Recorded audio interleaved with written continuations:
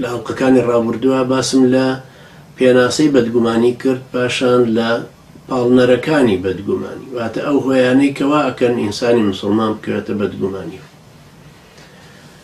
لێرەشا ئینشاءڵڵا هەر باز لە چەند پاڵنەرێکی ترەکەم چونکە ئەگەر ئێمە پاڵنەرەکانمان زانی ئەو دافعانەی لە ناخمانە دروستە بن بۆ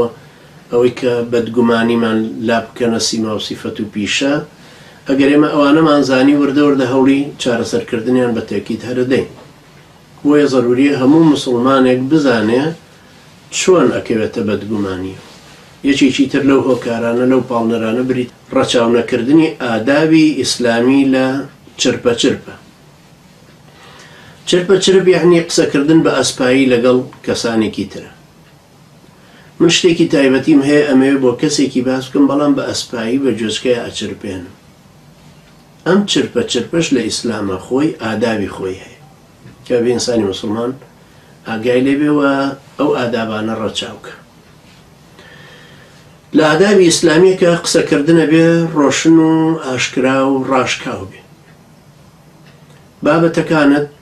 تایبەت نین بە تایبەتیەوانی کە گشتین بەڵام هەموو کەسێک وەکو هەر مسلمان وەکو هەر ئینسانێکی ترشتی تایبەتی خۆی هەیە کە نایە بە هەموو کەسە ڕابگەێنێ یا نقطەیە کە ئێوە بە چرپە بە یەکێکیان بڵێ بە ئەسپایی بەگوێیا بچرپێنێ بەڵام ئەمە چەند ئادابێکی هەیە پێویستە ئینسانی مسلمان مراعاتی بکە ئادابەکان لە شوێنی خۆیە باسمان لێوە کردوون لە ئادابی کۆمەڵایەتی بەڵام بە مناسبەی ئەوەی کە لێرە یەکێکە لە پاڵنەرەکانی بەدگومانی ئاماژە بە هەندێکیانەکەم یەکەم حرامەتی چرپەکردنی دوو کەس یان زیاتر و وەلکردنی سێم کە لەگەڵیانە ئێمە ئەگەر سێ کەس بووین ناشێت دوو کەس وەلەو قسەکەش خێر بێ وەلەو ئیشەکەش باش بێ بە چرپە لەگەڵ یەکترا بدوێین دوو کەسمان و سێم لەولاوە بە تەنیا بمێنێت ئەمە پێغەمبەری خوا عەلەیهی سەڵات وسەلام مەنعی لێ کردووە ئەوەی لەم نەوعەشە زمانە ئێمە سێ کەسین دوانمان کوردە یەکێک عەرەبە کوردی تێناگە ناشێ ئێمە ئەم دوو کەسەمان بە کوردی قسە بکەین و ئەو کلەی نازانێ وا بزانێ کە باسی ئەوەکەین چونکە حاڵەتی ئەمیش وەکو حاڵەتی کەسە سێمەکە وایە کە بە چرپە ئێمە قسەمان کردو ئەو تەنها کەوتووە هەردووچیان مەترسێکە ئەوەیە وەکو پێغەمبەری خوا عەلەیهی سەڵات وسەلام فەرمێکە گومان لە دڵیا دروست ببێ بڵێ ڕەنگە باسی من بکەن وەلەو تعبیریشی نەکەن بەڵام ڕەنگە باسی من بکەن ئەو بۆ خۆی گومانێک دروست دەبێ و بەدگومانیەکیشی بۆ دروست دەبێ بەرامبەر بە دوو کەسەکە دووهەمە بێ ناوەڕۆکی چرپەکردنەکەت حەڵاڵ بێ یعنی قسەیەکی شەرعیانە بێ کە بۆ کەسەکەی تریەکەی لە حدودی شەرعا لە چاکەکاری دەرنەچێ یعنی مەسەڵەن غەیبەت نەبێ دووزمانی نەبێ وروژاندنی شتێکی خراپە نەبێ بەرامبەر بە کەسێکی کە چونکە خوای گەورە فەرمووی یا ئەیها الذین آمنوا إذا تناجيتم فلا تتناجوا بالإثم والعدوان ومعصية الرسول وتناجوا بالبر والتقوى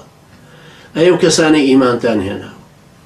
ئەگەر بە چرپە بە ئەسپایی قسەتان لەگەڵ یەکتری کرد واتە دوو کەس کە پێکەوە چرپەکەن و قسەکەن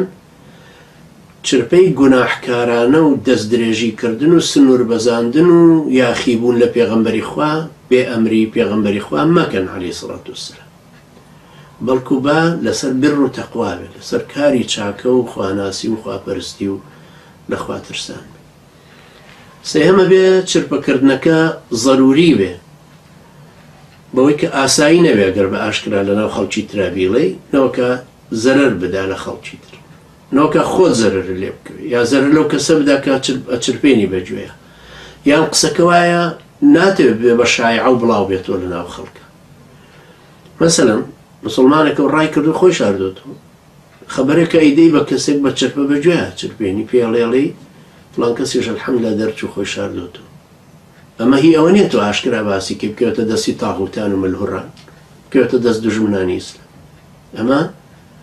جائیزیشە و ئادابێکیشە کە ئەبێ بەو شێوەیە ڕێعایەتی کەی کە ئەیگەیەنی تۆ بە مسلمانەکەی تر کە ئەویش جێبایەخە ئیشەکە جێبایەخە لە لای بەو شێوەیە پێی بەگوێیا بچرپێنی هەروەکوتم ئادابەکانی چرپەکردنیا بە ئەسپایی قسەکردن زۆرن ئەمە بەس ئەو سیانەم ئیشارەت پێدا بۆ ئەوەی لە بیرمان بێ